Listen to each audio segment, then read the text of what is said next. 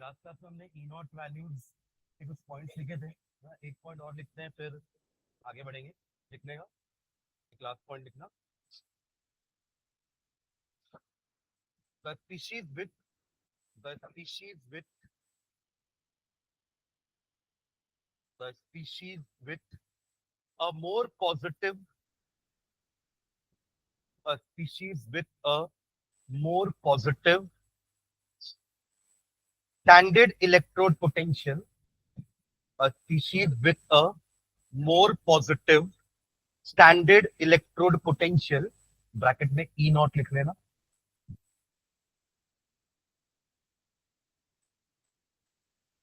और प्रोसेस का नाम लिखा नहीं है तो ये बाय डिफॉल्ट क्या है, रिडक्शन पोटेंशियल है ना, क्योंकि वो टेबल में हमारी रिडक्शन पोटेंशियल दी होती है सारी। तो species with a more positive standard electrode potential is a stronger is a stronger is a stronger dash, यहाँ पर ऑक्सीडाइजिंग एजेंट या रेड्यूसिंग एजेंट वर्ड आएगा, फटाफट समझेंगे क्या आएगा इससे, है ना, आप लोग बताएंगे मुझे ना।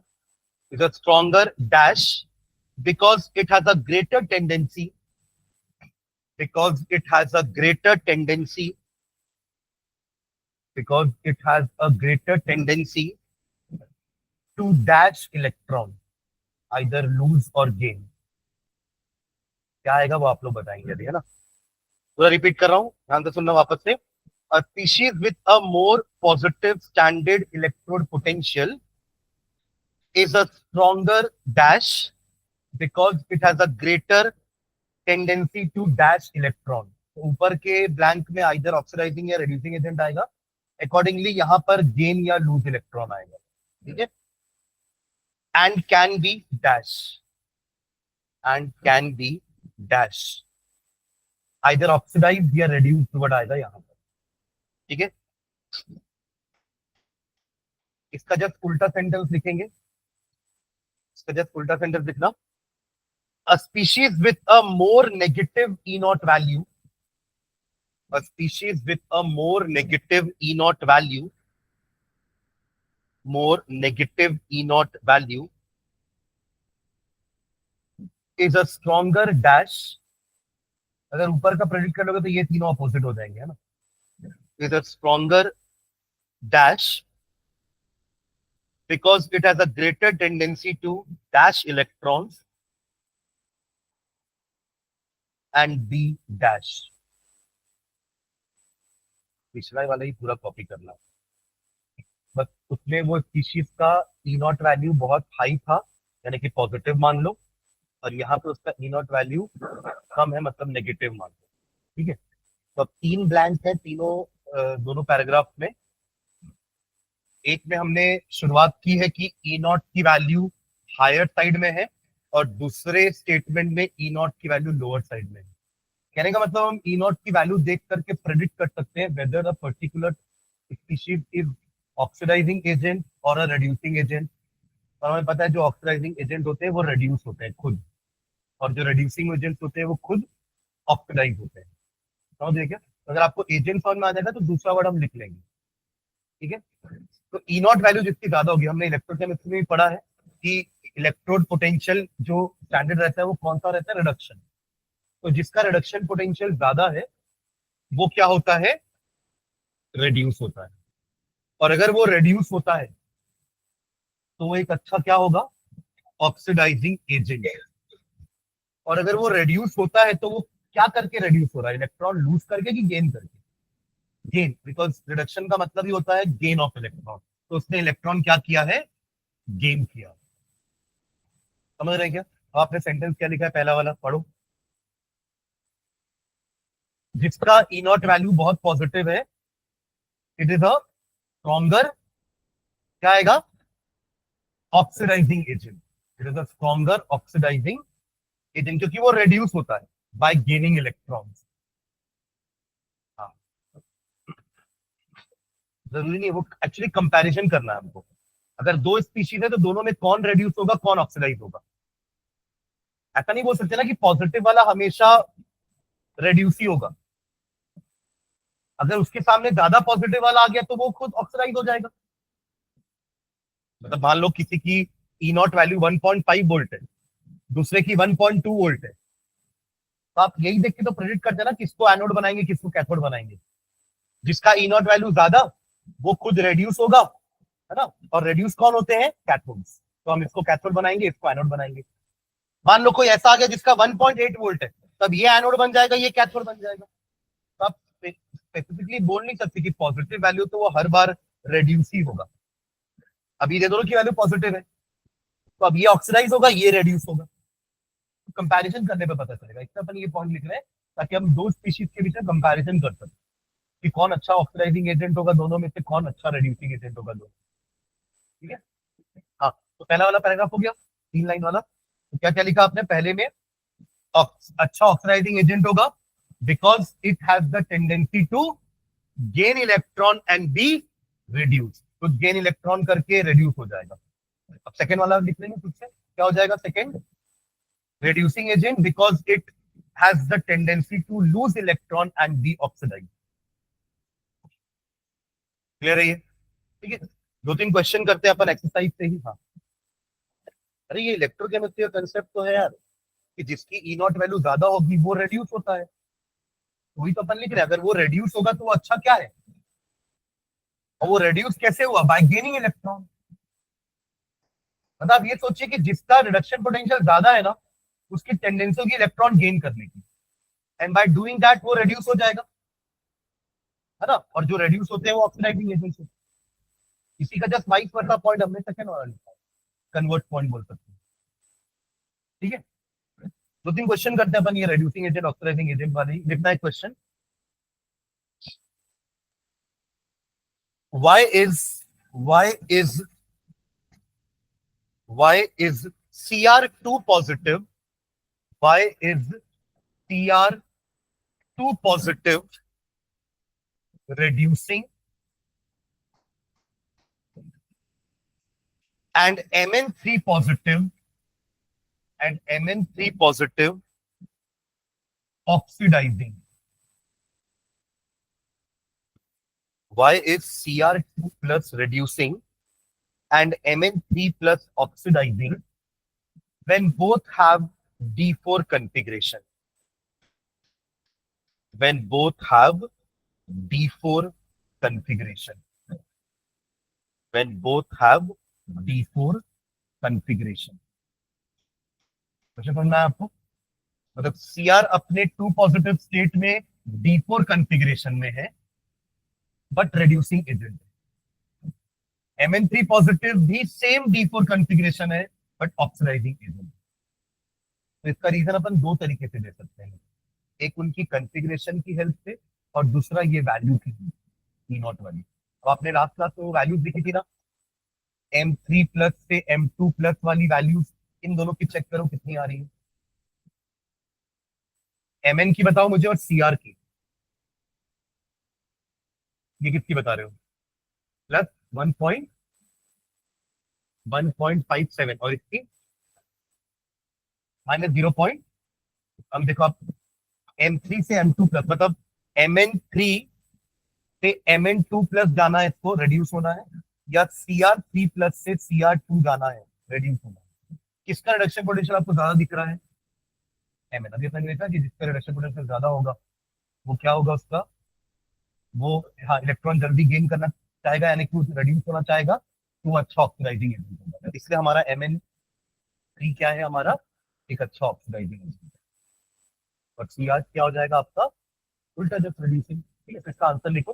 तो एक तरीका तो ये हुआ, लिखो इसका answer, E not value for. अब ये ई नॉट वैल्यू याद थोड़ा रहेगी आपको, मैंने बोला भी याद मत करना, है ना। बट अपन ये तो लिख सकते हैं ना कि अगर आपको तो साफ साफ दे दिया ना कि ये रेड्यूसिंग एजेंट है, इसका मतलब तो यही हुआ कि Cr3 प्लस से Cr2 की वैल्यू कम होनी होगी, रिडक्शन पोटेंशियल। और दूसरा वाले को हम ऑक्सीडाइजिंग बोल रहे हैं, मतलब उसकी ई नॉट वैल्यू ज्यादा होनी चाहिए। भले आप एग्जैक्ट वैल्यू नहीं लिखोगे, बट ये तो लिख सकते हैं ना कि जस्ट बिकॉज हाँ ई नॉट हाँ लोअर है हायर है, ऐसा लिख सकते हैं अपन। ठीक है, अगर वैल्यू याद नहीं है तो, याद है तो बहुत अच्छी बात। ठीक है, हाँ तो क्या लिखे, E not value for Cr3 plus oblique Cr2 plus, E not value for Cr3 plus oblique Cr2 plus is negative bracket में वैल्यू भी लिखना -0.41, -0.41, whereas E naught value for दूसरा Mn3 positive / Mn2 positive is positive. Bracket में उसकी value भी लिख लेंगे 1.57। ये तो दोनों की वैल्यू बता दी हमने, full stop. Hence Cr2 plus ion can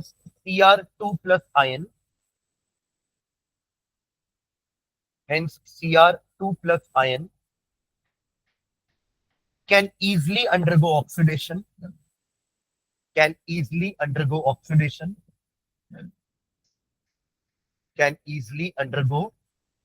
oxidation क्योंकि इसकी वैल्यू 1.57 है, इसकी वैल्यू -0.41 है, तो रिडक्शन किसका होगा? Mn का। यानी कि इसका ये प्रोसेस होगा, इसका ये नहीं होगा तो इसका उल्टा होगा, यानी कि ऑक्सीडेशन। वही लिख रहा अपन Cr2 positive will undergo oxidation to form Cr3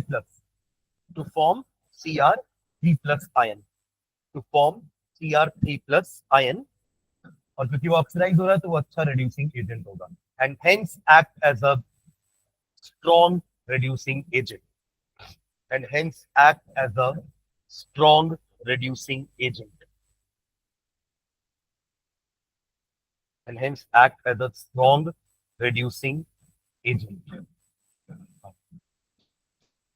Cr2 plus oxidize होकर Cr3 प्लस बन रहा है, एजेंट है।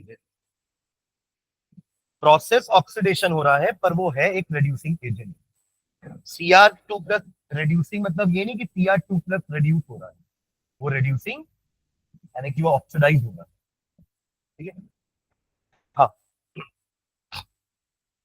यानी कि इसलिए देखो अपन ना जब भी प्रोसेस बोलते हैं ना तो ऑक्सीडेशन और रिडक्शन बोलते हैं, और जब उसका बिहेवियर बोलते हैं तो oxidizing and reducing ING word use करते हैं। तो मतलब अगर लिखा है कि Cr2 प्लस रिड्यूसिंग है, इसका मतलब ये नहीं कि उसका रिडक्शन हो रहा है, वो एक रिड्यूसिंग एजेंट है और हो रहा है उसका ऑक्सीडेशन। तो प्रोसेस के लिए हमेशा वो क्या अंडरगो कर रहा है, अभी अपन ने क्या लिखा देखो, ऑक्सीडेशन वर्ड लिखा है ना, हमने ऐसा नहीं लिखा कि Cr2 प्लस इज ऑक्सीडाइजिंग, तब वो एजेंट की तरफ चला जाता, समझ रहे हैं क्या? तो Cr2 plus ion can easily undergo oxidation to form Cr3 plus ion and hence act as a strong reducing agent. जब उल्टा Mn3 लिखना है, whereas Mn3 plus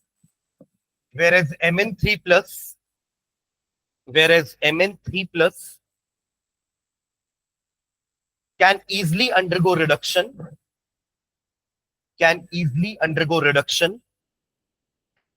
to give Mn2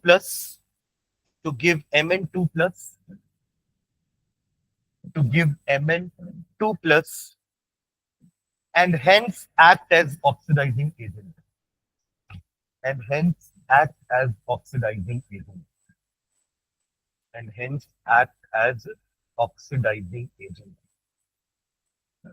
ठीक है, इसका और करके एक और आंसर लिखो, either you can write this as your answer और कॉन्फ़िगरेशन की हेल्प से हम एक आंसर और लिख सकते हैं इसका, दोनों में से कोई एक लिख सकते हैं हम एग्जाम में। ठीक है, दोनों सही रहेगा। देखो एक और आंसर और करके, Cr2 plus has the configuration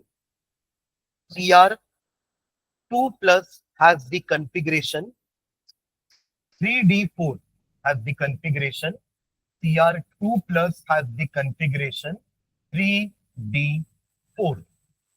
ठीक है, full stop। It can lose electron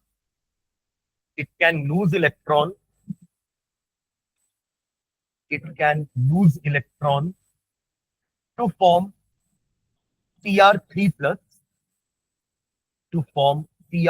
plus which has the stable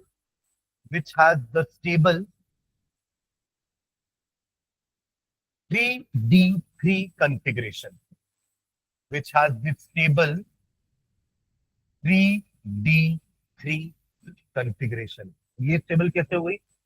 तो याद करेंगे अपन जो T2G और EG पढ़ते थे, है ना, उसमें ये D3 है ना, अगर यहाँ पे भी सिंगल ऑक्यूपेंसी होगी तो D3 कॉन्फ़िगरेशन भी तो स्टेबल होगी ना।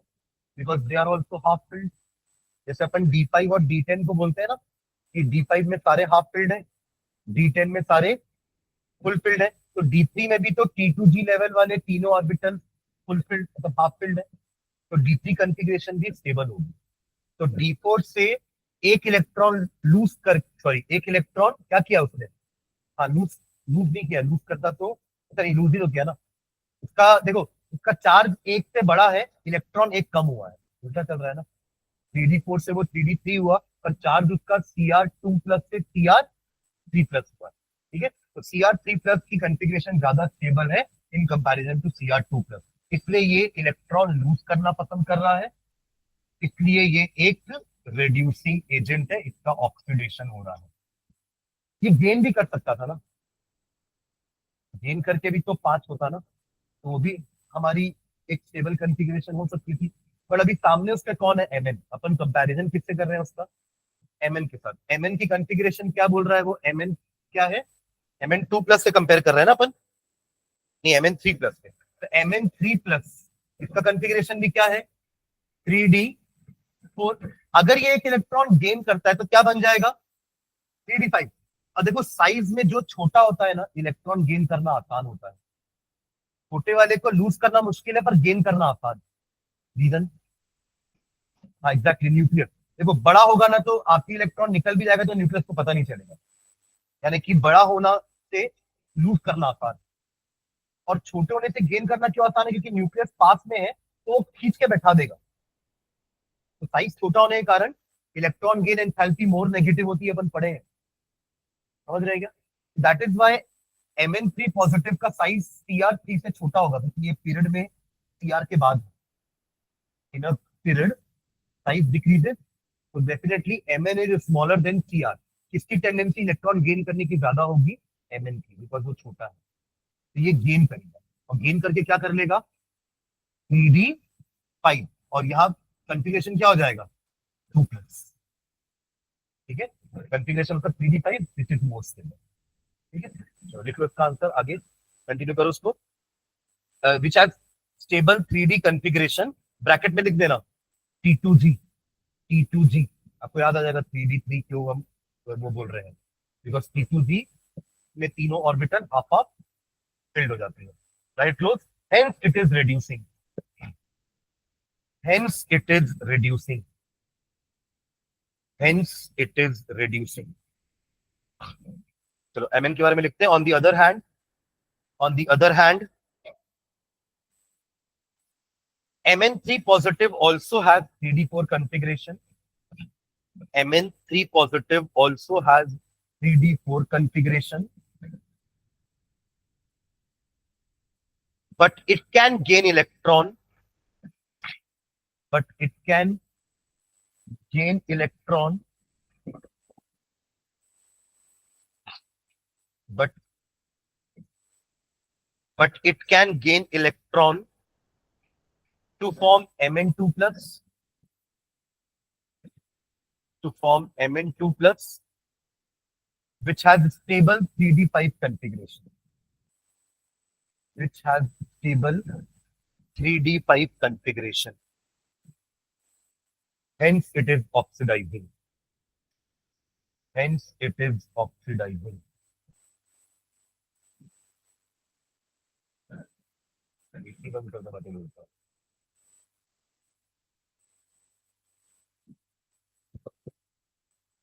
इससे चालू कर देना, थोड़ा गर्मी लगेगी तो, ठीक है। हाँ, ऑक्सीडाइजिंग, ठीक है ना। चलो एक क्वेश्चन और लिखना, देखो एक क्वेश्चन और, which is a stronger reducing agent, which is a stronger reducing agent, which is a stronger reducing agent, दो स्पीशीज है Cr2 प्लस और Fe2 प्लस, Cr2 प्लस और Fe2 plus Ny and Y, ठीक है। अभी आप लोग समझ के, आपके पास वैल्यूज भी हैं दोनों की M3 प्लस से M2 प्लस वाली वैल्यू चेक करो, Cr की तो लिखी हुई है -0.41, आयरन की क्या है देखो एक बार, प्लस में ना, तो अगेन कंपेयर करने पे क्या फॉर्मूला आ रहा है, कौन रिड्यूसिंग एजेंट होगा, again C R two plus is a good reducing agent, क्योंकि वैल्यू में ये इसकी माइनस में वैल्यू और उसकी प्लस में वैल्यू आ रही है, जाहिर सी बात है वो रिड्यूस होगा, वो रिड्यूस होगा तो वो ऑक्सीडाइजिंग एजेंट कहलाएगा, तो ये क्या होगा, ये ऑक्सीडाइज होगा, तो ये, तो लिख लो इसका आंसर भी, Cr2 plus is a stronger reducing agent. Cr2 plus is a stronger reducing agent. Cr2 plus is a stronger reducing agent than Fe2 plus. Then Fe2 plus. Reason नीचे रीजन लिख लो, E not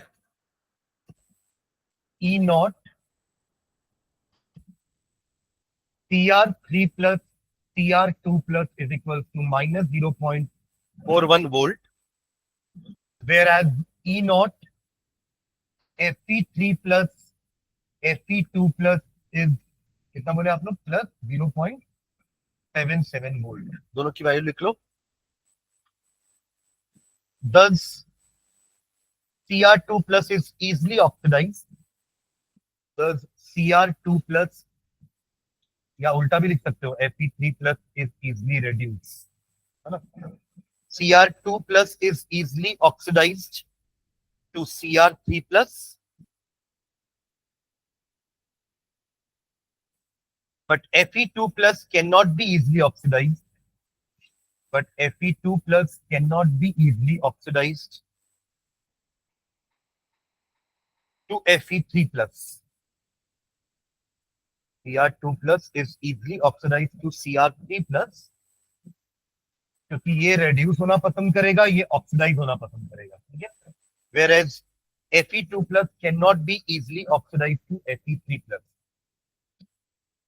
Hence Cr2 plus is a stronger reducing agent. Hence Cr2 plus is a stronger reducing agent than Fe2 plus. Then Fe2 plus. क्या होगा, तो लिखते नहीं रहना, ठीक है। चलो एक लास्ट क्वेश्चन करते हैं, क्वेश्चन लिखेंगे,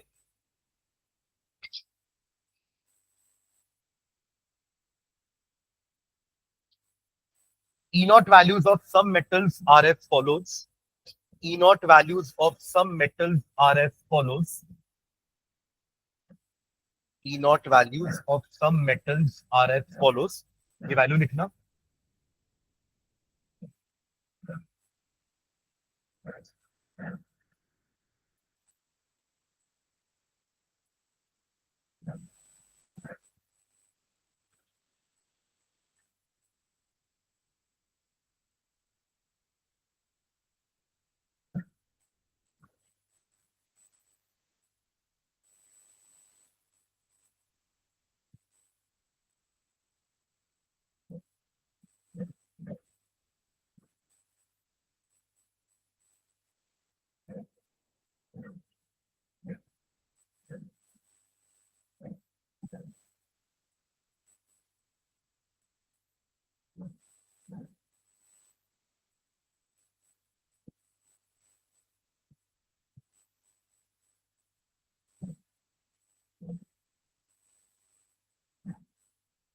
अगर ये वैल्यू क्वेश्चन में दी है ना तो याद नहीं करनी है हमें, बट इस वैल्यू को स्टडी करके कुछ क्वेश्चन आंसर करने हैं हमको।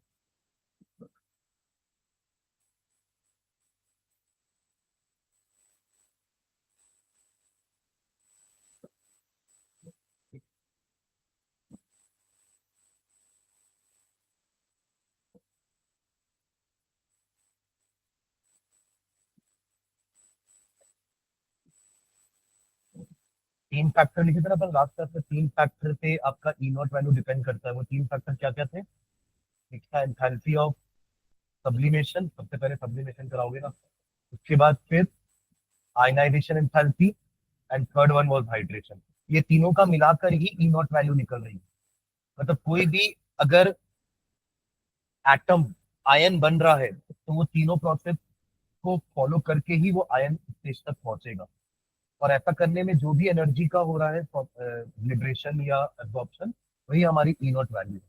तो हमने हमारी कुछ वैल्यूज पॉजिटिव आ रही है ई नॉट की, कुछ नेगेटिव आ रही है। उसका रीजन भी हमने देखा था कि पहली दो वैल्यूज ऐड हो रही है और थर्ड वैल्यू क्या हो रहा है, सब्ट्रैक्ट, बिकॉज वो नेगेटिव है। हम ऐड तो तीनों को ही कर रहे हैं, बट थर्ड वैल्यू नेगेटिव है, तो अल्टीमेटली पहली दो ऐड होकर के तीसरे से माइनस होने वाली है। तो कुछ वैल्यूज पॉजिटिव आ रही है, कुछ वैल्यू नेगेटिव आ रही है, depending upon hydration enthalpy balance कर पा रही है कि नहीं हमारे सम ऑफ सब्लिमेशन और आयनाइजेशन को। ठीक है, चलो क्वेश्चन लिखना नीचे। Use this data to comment upon, use this data to comment upon, to comment upon first question लिखेंगे, the stability of Fe3 plus, the stability of Fe3 plus, the stability of Fe3 plus in acid solution, in acid solution, in acid solution as compared to Cr3 plus and Mn3 plus. The stability of Fe3 plus in acid solution as compared to Cr3 plus and Mn3 plus. Second question लिखेंगे,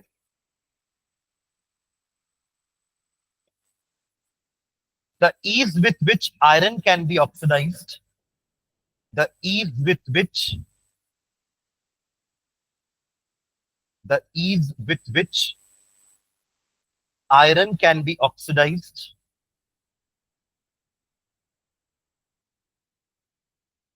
as compared to the similar process, but as compared to the similar process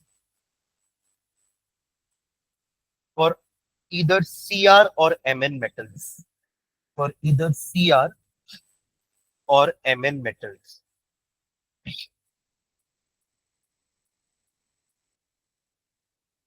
The ease with which iron can be oxidized as compared to the similar process for either Cr or Mn. ठीक है, पहला question पढ़ो, क्या बोल रहा है आपको।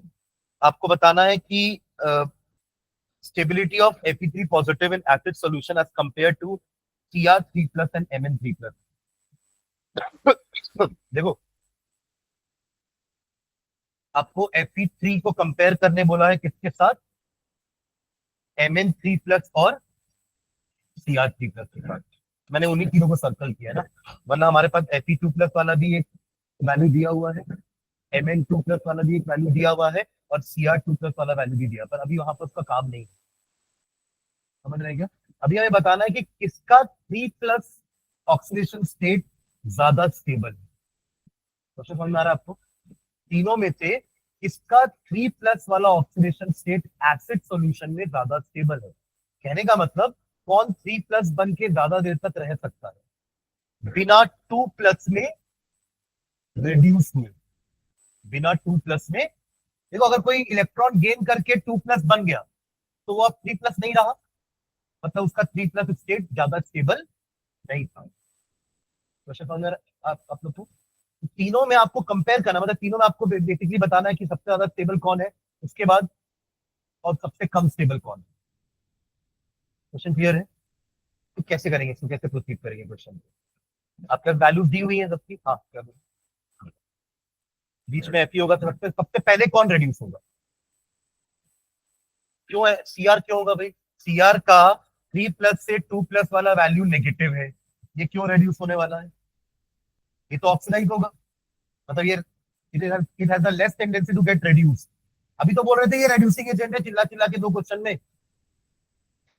अरे पहले क्वेश्चन में इसको इसने एमएन को हराया था और खुद रेड्यूसिंग एजेंट बना था, और अगला क्वेश्चन हमने क्या किया, एफई वाले का।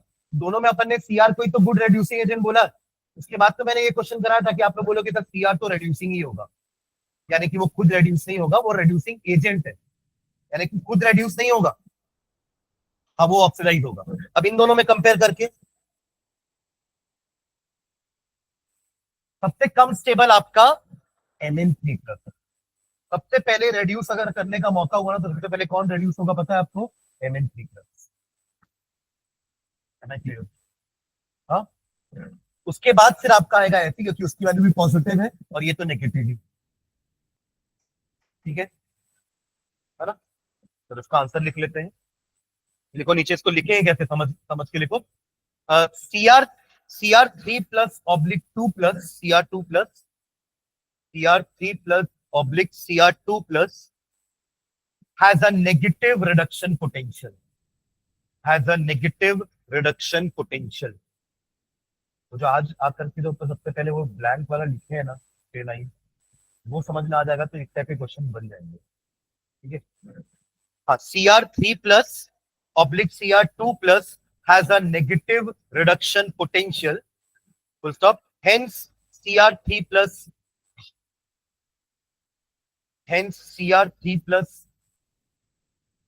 can be easily reduced to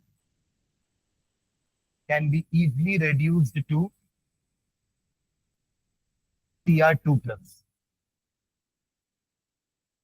समझ के लिखो जो लिख रहे हो, can be easily reduced to CR2+। समझ के लिख रहे हो? नहीं लिख रहे हो? पढ़ो फिर से। क्या आप लिख रहे हो मुझे समझ में नहीं आ रहा है, पढ़ो फिर से।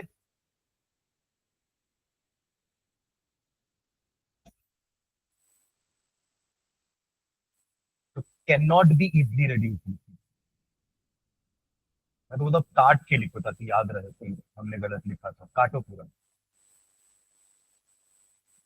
समझ के लिखो ना। अभी अपन लिख रहे हैं कि इसकी वैल्यू नेगेटिव है, तो how it can be easily reduced, है ना? तो it can not be easily reduced, ऐसे लिखो, it can not be easily reduced to CR2+। अब आगे भी ध्यान से देखना ना, मैं ऐसे बीच बीच में गलत कर दूंगा यार मुझको। ठीक है, तो hence CR3+ can not be reduced to CR2+, that is CR3+ is most stable। Correct है? ये सही है जो बोल रहे हो, स्टेबल तो है ना। अरे वो 3+ से 2+ नहीं हो रहा है, मतलब 3+ में ही है वो। तो स्टेबिलिटी का मतलब मैंने आप लोगों को लास्ट क्लास में बताया था कि स्टेबिलिटी का मतलब होता है कि जिस स्टेट में वो है, उसको कोई वहां से हिला नहीं पा रहा है। CR2+ नहीं कर पा रहा है उसको। क्यों नहीं कर पा रहा है? क्योंकि उसके साथ में जो 2 आयन और है ना, उनकी रिडक्शन पोटेंशियल इससे ज्यादा है, तो पहले वो रेड्यूस होंगे फिर इसका नंबर आएगा।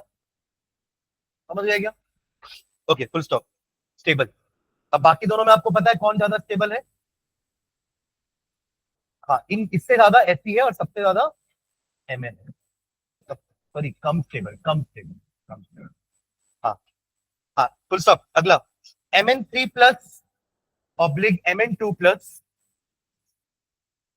Mn3+/Mn2+ has large positive E0 value, full stop. Hence Mn3+ can be easily, क्या आना चाहिए अगला word? reduced to what? Mn2+। इसका मतलब ये सबसे लीस्ट स्टेबल हुआ, तुरंत Mn2+ होगा। मतलब आप जैसी इलेक्ट्रिसिटी पास करोगे ना, तुरंत ये एक इलेक्ट्रॉन गेन करके Mn2+ हो जाएगा। That is Mn3+ is least stable. अब बच गया आयरन तो बीच में है ना, ना नेगेटिव है ना हाईली पॉजिटिव है, पर पॉजिटिव है ना। हाँ, बीच का बंदर है। Full stop. E0 value for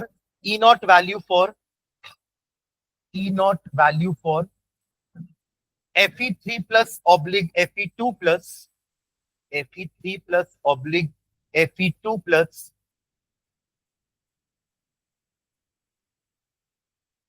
is positive.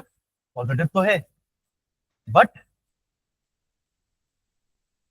Highly positive नहीं है, मतलब स्मॉल है, बट स्मॉल है ना, but small. Hence Fe3+ is hence Fe3+ is more stable than Mn2 plus. सही है, सही है line. Hence Fe3 plus is more stable than Mn2 plus. Mn2 plus तो लीस्ट स्टेबल बोल दिया ना आपने पहले ही, उससे थोड़ा सा.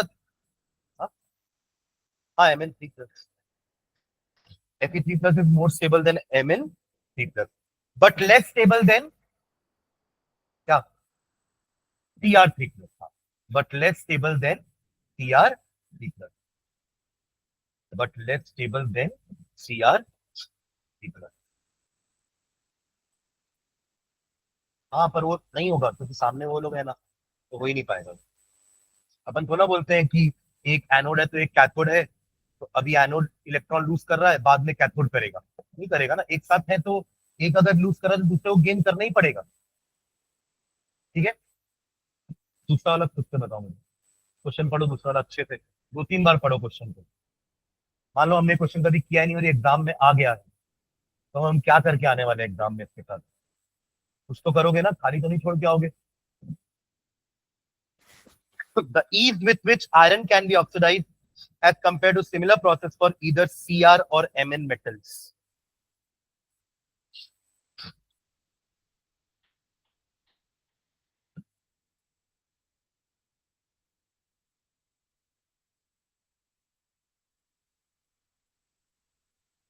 पूछो, आराम से पूछो, कोई जल्दी नहीं.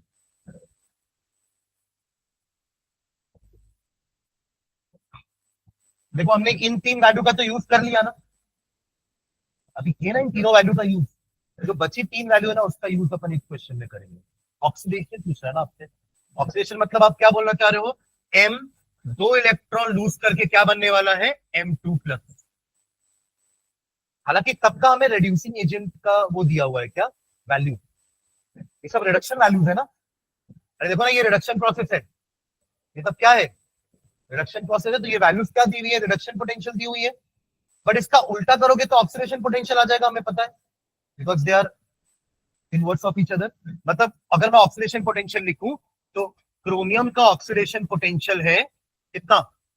0.9 वोल्ट. या तो उल्टा. Mn का ऑक्सीडेशन पोटेंशियल क्या है? 1.2 वोल्ट. और आयरन का oxidation potential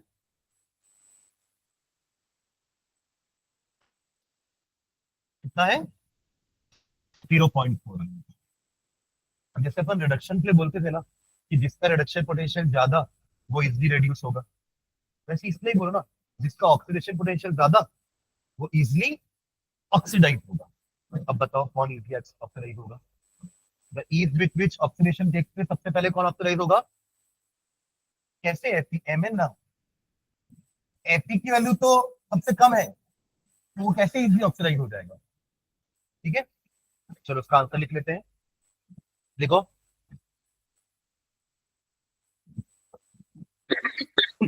oxidation potential for the given pairs, oxidation potential question में रिडक्शन पोटेंशियल ही देगा हर बार, सुन रहे हैं क्या?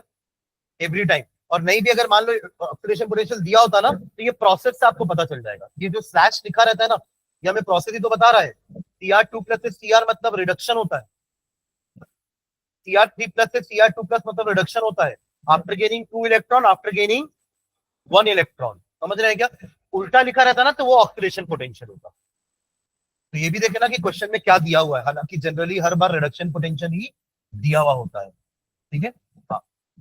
चलो क्या लिखे? Oxidation potential for the given pairs will B, for the given pairs will B, for the given pairs will B. ये values लिख लो आप लोग ऐसे ही जैसे मैंने लिखी है तीनों की.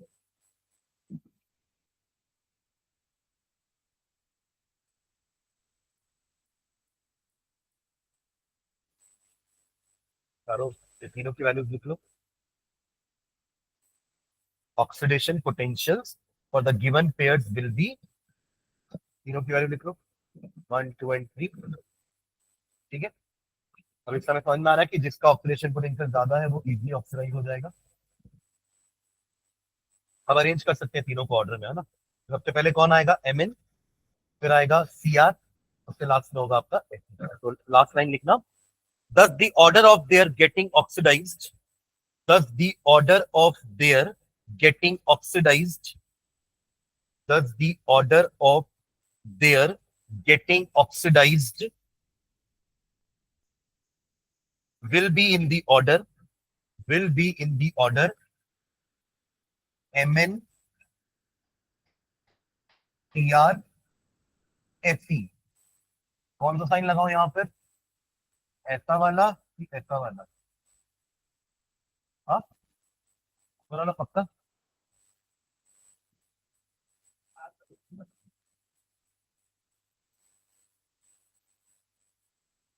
ईज बोल रहे हैं, ईज। सबसे इजीनेस ज्यादा किसकी है? एमएल की। ऊपर वाला लिखना भैया ना, ये मत लिख देना, ठीक? ठीक है, तो इतना हमारा डी ब्लॉक था। नेक्स्ट साइड डालो F block. F block elements, F block ज्यादा बड़ा नहीं है, जल्दी हो जाएगा। एफ ब्लॉक एलिमेंट्स एक लाइन में डिफाइन करते हैं इसको। क्या था डेफिनेशन? इसको क्या बोलेंगे कि जिसका लास्ट इलेक्ट्रॉन एंटी पेनाल्टीमेट के एफ में जा रहा है, यानी कि 4f, जब आप 6s में हो तो 4f में जा रहा है एंटी पेनाल्टीमेट, और आप जब 7 में हो तो 5f में जा रहा है एक्टिनॉइड्स। तो हाइपर डाल के डेफिनेशन लिख लो। Elements in which the last electron, elements in which the last electron, elements in which the last electron enters the anti-penultimate energy level, anti-penultimate, ANTE hyphen डाल के penultimate, penultimate energy level, energy level. और इसको अपन बोलते क्या है? n-2। D के लिए n-1 D लिख रहे थे बार बार, n-2x,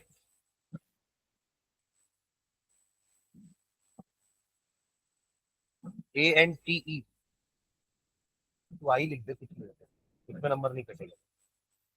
हाँ, anti penultimate energy level, that is n-2f orbitals are called F block elements, are called F block elements.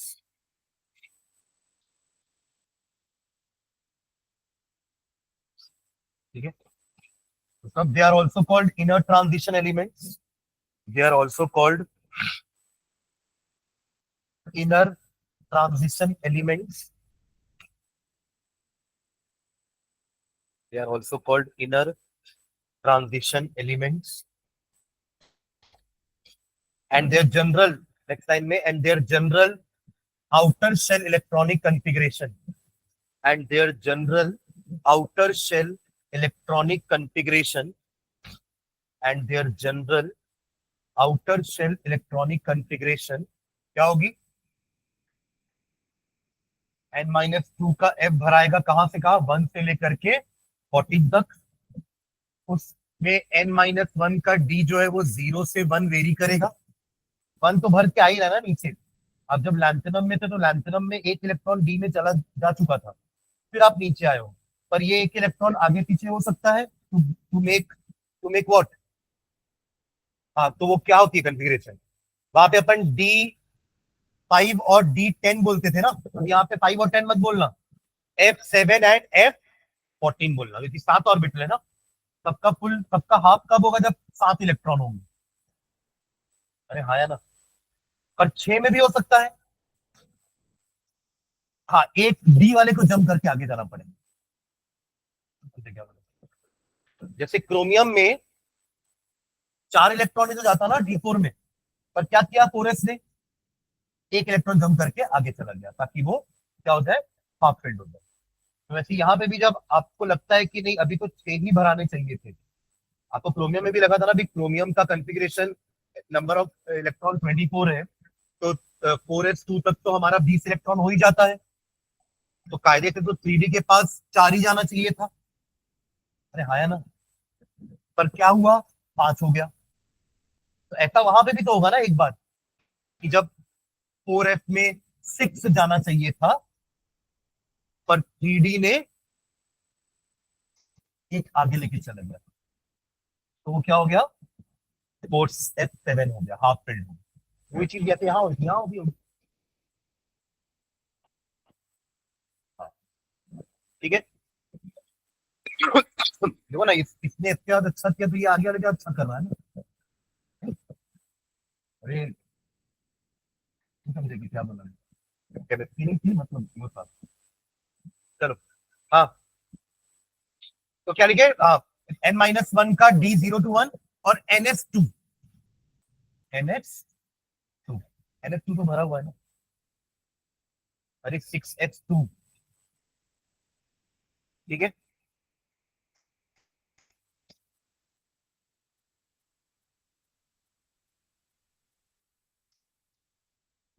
ये 3D1 सही लिखा है क्या?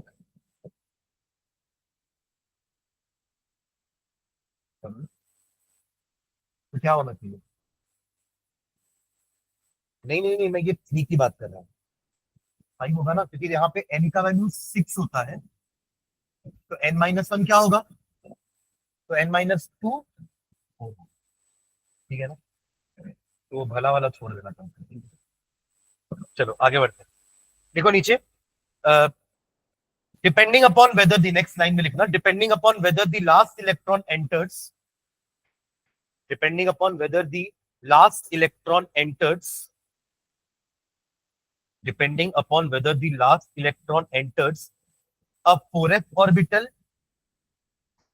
or a 5f orbital, depending upon whether the last electron enters a 4f orbital or a 5f orbital,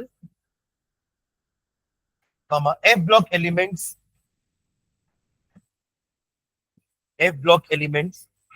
have been divided into two series, have been divided into two series, have been divided into two series. पहला लिखना, first lanthanoids, first lanthanoids या lanthanides भी बोलते हैं ना, नॉइड्स या नाइड्स, lanthanoids, hyphen डाल के लिख लो, पूरा लाइन नहीं लिखते, इसमें बस हाइफन डाल के लिखना, last electron enters 4f orbital, last electron enters 4f orbitals, last electron enters 4f orbitals, और यहाँ पे एटॉमिक नंबर कहां से कहां चालू होता है, 57 तो लैंथेनॉन ही है, तो 58 to 71, लिखो नीचे, elements are with atomic number 58 to 71, elements are with atomic number 58 to 71। अब वो याद रखो ना कि जेनॉन का 54 है, जेनॉन के ऊपर कौन है, क्रिप्टन, उसके ऊपर का तो पता है ना, आर्गन, आर्गन से चालू कर लेते हैं, ठीक है, आर्गन तो पता है ना कि और ऊपर जाओ, नियॉन, आर्गन तक पता है 18, उसके बाद 18 ऐड किए तो 36 आया, वो हमारा है क्रिप्टन, ठीक है, फिर 36 में 18 ऐड किए तो आया, 36 में 18 के लिए 54 आता है, तो ये आ गया हमारा जेनॉन, 18 का टेबल भाई, 18, 36, 54, 72, ठीक है, 54 आप 54 तक आ गए, अरे हाँ है ना, 54 तक आ गए, ये हमारा जेनॉन हुआ, 5वां पीरियड खत्म हो चुका है, अब 6th पीरियड चालू होगा, तो 54 वहां खत्म किए ना, तो 55, 56, 57, दो तो हमारे एस ब्लॉक है ना, अरे पहले दो एस ब्लॉक है, बीच के 10 डी, और फिर वहां के 6 टी, और नीचे के दो एफ, तो यहाँ दो तो भरोगे ना, 55, 56, अरे वो 58 याद दिला रहा हूँ आप लोग को मैं, 52 तो क्लियर है, 57 जैसी आए लैंथेनम, इसके बाद ही तो आप नीचे उतरे ना, 58 से लेकर के 71, ठीक है, फिर जब ऊपर आए तो 72 से 80 आपका पूरा क्या भराया, 5D, फिर आ गए आप 6P में, 6P में 86, 86 एंड होगा, आप 86 वहां से भी निकाल सकते थे, 54 के बाद, 54 के बाद 32 ऐड करो, 86, क्यों क्यों 32 ऐड किए, दो एलिमेंट एस ब्लॉक के, 14 एलिमेंट एफ ब्लॉक का, हाँ 10 डी, 6 बाद में करेंगे ना, पहले डी तो कंप्लीट कर दो, और लास्ट में 6, कितने हो गए ऐड करके 32 एलिमेंट्स इन कौन से पीरियड, 6th पीरियड। ठीक है, तो आपने 54 में 32 ऐड किया तो 86 आ गया रेडॉन। हाँ पहले पहले 2, फिर 8 8, फिर 18 18, फिर 32 32, ये ऐड करना है ना, यही तो हमारे पीरियड का नंबर ऑफ एलिमेंट्स भी है ना, कि पहले पीरियड में 2 एलिमेंट है, दूसरे तीसरे में 8 8 है, तीसरे चौथे में 18 18 है, सॉरी दूसरे तीसरे में तो 8 हो गए थे ना, तो तीसरा चौथे का चौथा पांचवा होगा ना, चौथे पांचवे में 18 18 है, और छठवें सातवें में 32 32 है। ठीक है ना, हाँ चलो तो 86 पहुंच गया ना, एक्टिव से आप लोग बताओगे इतने 86 तक पहुंचाया था मतलब, 86 तो 86 तक पहुंच गया अपन रेडॉन तक, फिर नीचे आया 87 88 89 इट्स एक्टिनियम, फिर नीचे उतरे 90 से लेके 103 क्या हमारे एक्टिनोइड। तो सेकंड लिख लो आप लोग उससे, अभी तक जितना अपन ने इसमें लिखा है सेकंड सीरीज खुद से लिखिए एक्टिनोइड्स का। एक लाइन क्या लिखोगे कि इसमें क्या भराने वाला है, इसमें आखिरी इलेक्ट्रॉन कहां जाने वाला है 5s में, इसमें आखिरी इलेक्ट्रॉन जाएगा 5s में, एक्टिनोइड्स है ना, second series is actinoids, last electron enters 5s orbital, और इसके एटॉमिक नंबर्स कहां से कहां तक लिखोगे, हाँ 90 से 103, 89 तो एक्टिनियम ही है ना,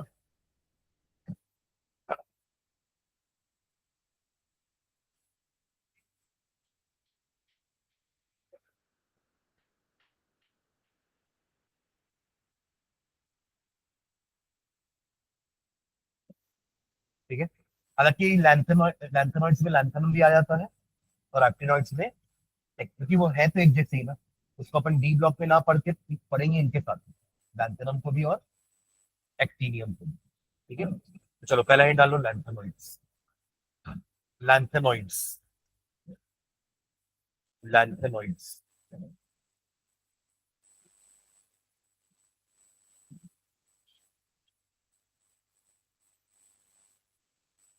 ठीक है, इसमें दो तीन प्रॉपर्टीज पढ़ेंगे, पहला लिख लो electronic configuration, first property is electronic configuration, first property electronic configuration.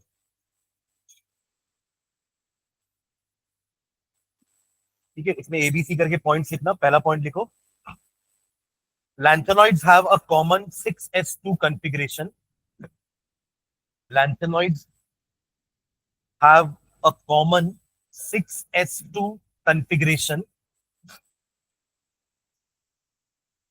but variable occupancy of 4s, but variable occupancy of 4s।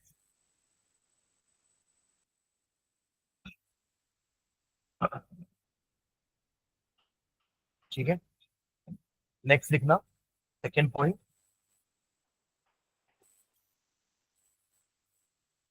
Second point लिखो the electronic configuration of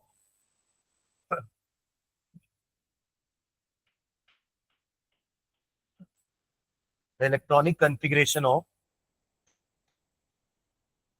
EU, EU symbol है, और उसका नाम भी लिख लो ब्रैकेट में, europium, europium, EU bracket में उसका नाम लिख लो यूरोपियम। एटॉमिक नंबर कॉमन करके लिखो, atomic number 63, atomic number 63 is 4f7 6s2, 4f7 6s2, यहां हुआ है ना 5d का एक उछल के कहा गया है 4f में, ताकि उसको 6f7 बना सके। ठीक है, सॉरी 4f7 बना सके, 4f7 6s2 is explained on the basis of, is explained on the basis of, is explained on the basis of extra stability of, extra stability of half filled orbitals, extra stability of half filled orbitals. मतलब ये अपने 4f series का chromium है, हो सकते हैं। अरे अपने 3D सीरीज का क्रोमियम कॉपर तो याद किया है ना, वही 3D5 वाला और 3D10 वाला, तो ये अपने 4f सीरीज का क्रोमियम है। कौन? यूरोपियम। अब ऐसे ही इस वाले सीरीज का कॉपर भी ढूंढते हैं, फुल्ली फिल्ड वाला 4f14 वाला। ठीक है, तो एक और फुल स्टॉप लगे, अगला पॉइंट लिखना। Electronic configuration of electronic configuration of electronic configuration of ये ट्रीबियम, स्पेलिंग लिखो YTTERBIUM, YTTERBIUM, ब्रैकेट में का सिंबल लिख लो YB, कॉमा देके 70 भी लिख लेना। YB कॉमा देके 70, देखो ना 71 में सीरीज एंड होने वाली है, वहां भी तो 30 में सीरीज एंड होती थी ना जिंक, तो 29 वाला कॉपर हमारा ऐसा रहता था 3D10 वाला। वैसे ये क्या होने वाला है, ये भी एक कम है, 71 में 71 में एंड होता है ना, उससे कम मतलब है कि 70 वाला कॉपर जैसा होना चाहिए था। अरे हाँ है ना, तो रिलेट करके बता रहा हूँ क्योंकि आपको क्रोमियम कॉपर तो याद हो गए ना, तो वैसे ही हमारे क्रोमियम जैसा यूरोपियम है और कॉपर जैसा ये जो भी है ये ट्रिबियम। ठीक है, हाँ, तो उसका कॉन्फ़िगरेशन लिखोगे क्या? ब्रैकेट क्लोज कर देना, 70 इज, लिखोगे क्या? कॉन्फ़िगरेशन लिखो ना। हाँ, 4F14 6s2, 4F14 6s2, समझ गए क्या? तो ये हमारे 4F सीरीज का कॉपर हो गया, ऐसा लिख के नहीं आना पर वहां पे कि हमारे 4F सीरीज का कॉपर है ये, तो समझ में या क्या बोल रही है, कॉपर तो 3D में है, समझ गए क्या? तो लिखना नहीं है, बस याद रखने के लिए कि दोनों को अपन कंपेयर करना है। हाँ, क्लियर है ये?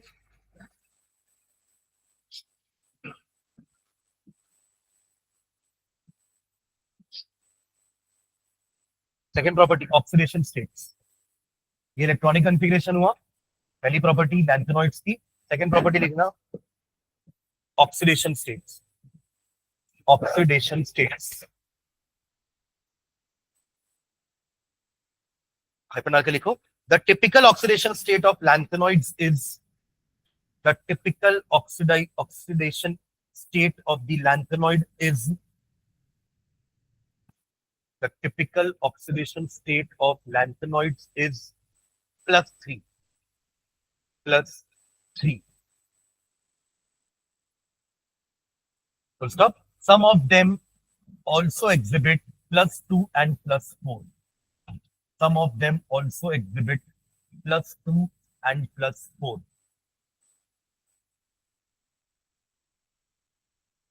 +2 वही शो कर रहे होंगे जो 2 लूज करके स्टेबल बन रहे होंगे, या +4 वो शो कर रहे होंगे जो +4 बन के वो जेनॉन का कॉन्फ़िगरेशन अटेन कर पा रहे होंगे। जेनॉन मतलब 54 है ना, जो 58 वाला अगर 4 इलेक्ट्रॉन लूज कर देता है तो वो पहुंच जाएगा ना 54 तक, मतलब +4 तक शो कर सकता है वो, वरना जनरल सबका +3 है क्योंकि ये है थर्ड ग्रुप वन।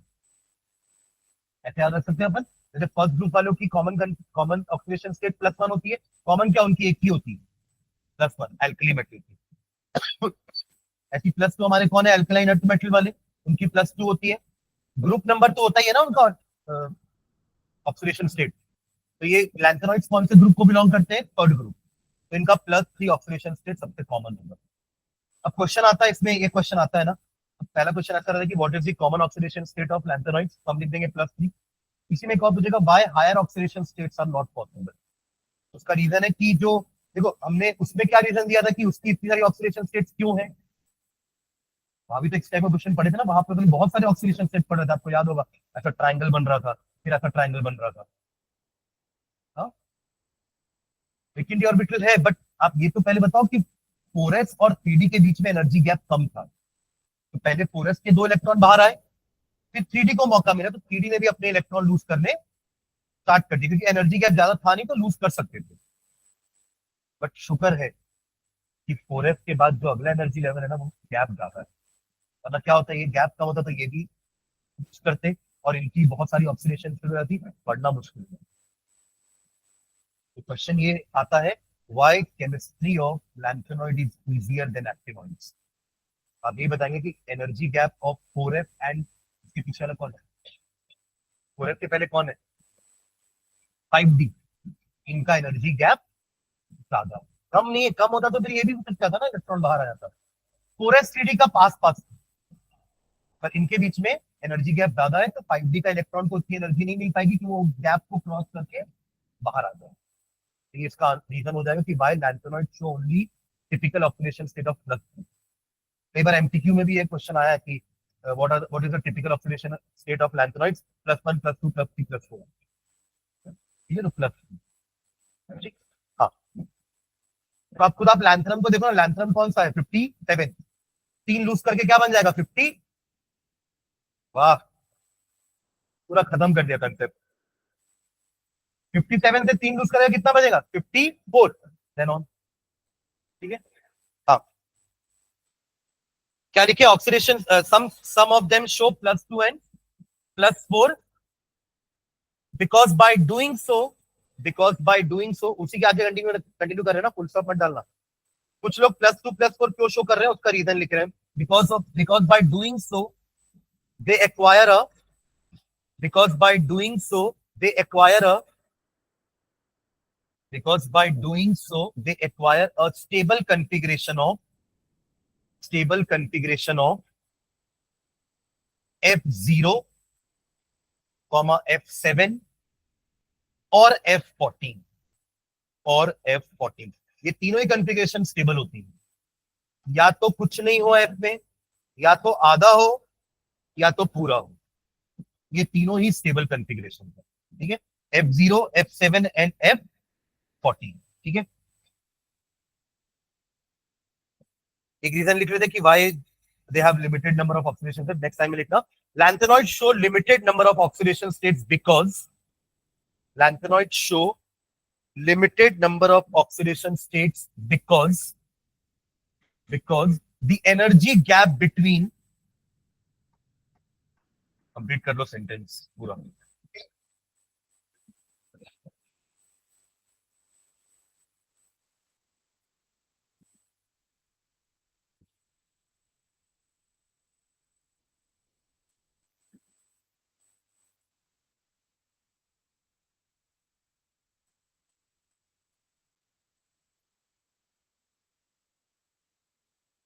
लिख लीजिए, बोला तो कंप्लीट कर लो। हाँ,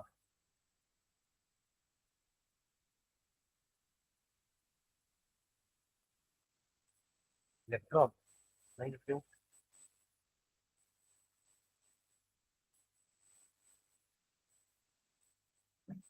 लिखिए क्या पूरा, कहां तक लिखवा दिया था मैंने, एनर्जी गैप क्या लिखे, between 4f and 5d is more large, जो भी हाई ज्यादा, ठीक है। तो gap between 4f and 5d is large, ठीक है, इज लार्ज।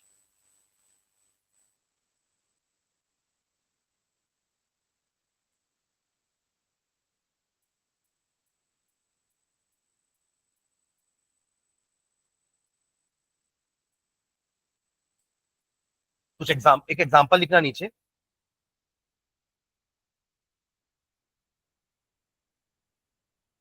EU2+, बातें नहीं, कॉन्फ़िगरेशन लिख रहा हूं मैं,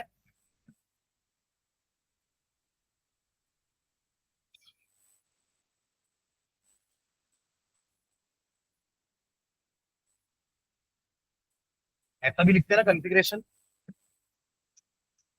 इतना तक जेनॉन तक सेम है, बाकी का लिख रहे हैं है ना।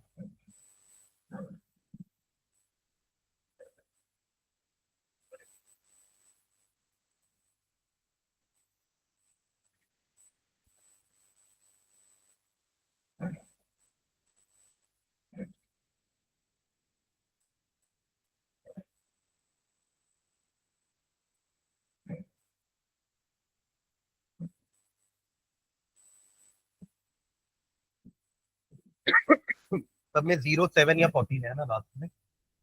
हाँ। सीरियम, सीई का नाम लिखे ना, सीरियम, सीई इज सीरियम। 58 है इसका एटॉमिक नंबर, 58 है ना। इन दोनों का तो लिख लिए थे ना। वाईबी का क्या लिखे थे? वाईबी का 70, हाँ। और इसका 63 था, है ना। इसका भी लिख लो, टीबी भी क्या है, एटलीस्ट 4 एलिमेंट तो याद रहे। टर्बियम 65, 65, टर्बियम 58, पहला तो याद रखना चाहिए। सीरियम,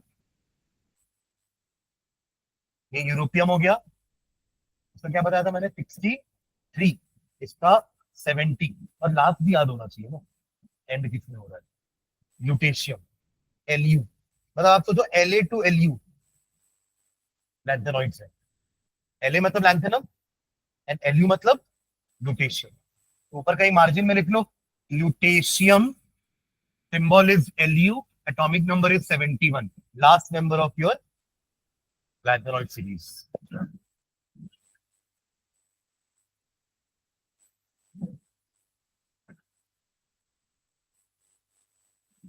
तो आगे बढ़े, इसमें इसलिए लिखा है क्यों मैंने बता रहा हूं। देखो ये दोनों +2 स्टेट में है, ये दोनों +4 में है। इन सभी की कॉमन ऑक्सीडेशन स्टेट कौन सी है, +3। तो ये लोग +3 जाना चाहेंगे बाय डोनेटिंग, हाँ मतलब लूजिंग, ठीक है डोनेटिंग भी चलेगा। लूज करना या डोनेट करना एक ही बात हुआ ना।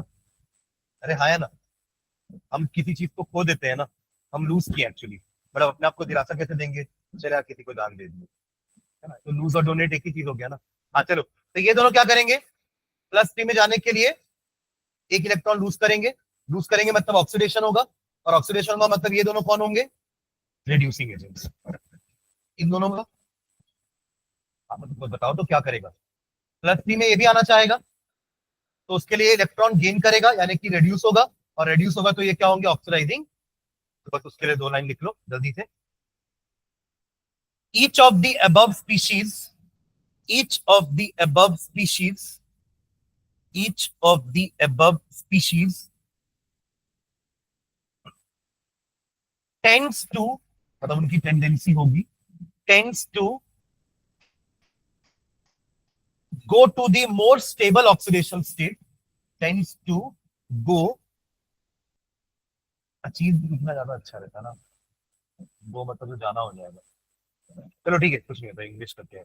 तो रिवर या क्या लिखे, tends to go to the more stable oxidation state of +3, of +3, of +3 by by loss or gain of an electron, by loss or gain of an electron, by loss or gain of an electron. Full stop. That is why Eu2 plus and Yb2 plus, europium and ytterbium ion are good dash, and Te4 plus, cerium 4 plus and terbium 4 plus, Tb4 plus are good dash। पहले में क्या आएगा, reducing agent, क्योंकि +2 से +3 जाने के लिए oxidise होना पड़ेगा, मतलब ये दोनों अच्छे रिड्यूसिंग एजेंट्स और ये दोनों अच्छे ऑक्सीडाइजिंग एजेंट्स, ठीक है ना। अच्छा, इसका एक कंसेप्ट हमने डी ब्लॉक में पढ़ा था, आपको याद हो तो, हाँ इसी के नाम से, लैंथेनॉइड कॉन्ट्रैक्शन, ये बताने के लिए कि जब हम 4D सीरीज से 5D सीरीज में मूव किए तो एटॉमिक रेडियस में ज्यादा इंक्रीमेंट नहीं हुआ, वो लगभग सेम थे, या इनफैक्ट 5D वाले शायद छोटे थे 4D से, और सेम काम 5D और 6D में भी हो रहा था। तो इसको हमने नाम दिया था लैंथेनॉइड कॉन्ट्रैक्शन, और इसको हमने बोला था एक्टिनॉइड कॉन्ट्रैक्शन। तो उसका एक कॉन्सिक्वेंस तो हमने पढ़ लिया था कि लैंथेनॉइड कॉन्ट्रैक्शन होने के कारण 4D और 5D सीरीज के एलिमेंट्स के बीच में साइज का ज्यादा डिफरेंस नहीं रहा। ये एक कॉन्सिक्वेंस, उसका कॉन्सिक्वेंस मतलब क्या होता है, रिजल्ट। लैंथेनाइड कॉन्ट्रैक्शन तो होगा, हो ही रहा है, बट उसका इम्पैक्ट किसको किसको पड़ा, उसका इम्पैक्ट 4D और 5D को झेलना पड़ा। कैसे? उन लोग का साइज सेम हो गया। समझ रहे क्या? एक इम्पैक्ट ये हुआ। दूसरा इम्पैक्ट ये हुआ कि खुद लैंथेनॉइड्स के भी साइज ज्यादा डिफरेंस में नहीं थे। जब साइज ज्यादा डिफरेंस में नहीं है तो प्रॉपर्टी में भी खास डिफरेंस नहीं आएगा, और जब तक प्रॉपर्टी में डिफरेंस नहीं आएगा तो आप एक एलिमेंट को दूसरे एलिमेंट से सेपरेट नहीं कर पाओगे। जो सॉलिबिलिटी में डिफरेंस होता तो आप सॉलिबल करके एक को दूसरे से अलग कर पाते, बट ये लोग तो सॉलिबिलिटी में भी एक जैसे ही, तो आप सॉल्युबल करके भी एक को दूसरे से अलग नहीं कर पाओगे। तो ये एक ड्रॉबैक हो गया कि because of lanthanide contraction we are unable to separate them, मतलब आप सारे अगर एक साथ मिक्स हो जाएंगे तो we can not separate them, इसको लैंथेनॉइड्स को अलग अलग सेपरेट नहीं कर पाएंगे। तो ये लैंथेनाइड कॉन्ट्रैक्शन का एक और इम्पैक्ट है। क्लियर है? ठीक है, तो नेक्स्ट लाइन डाल के छोड़ दो।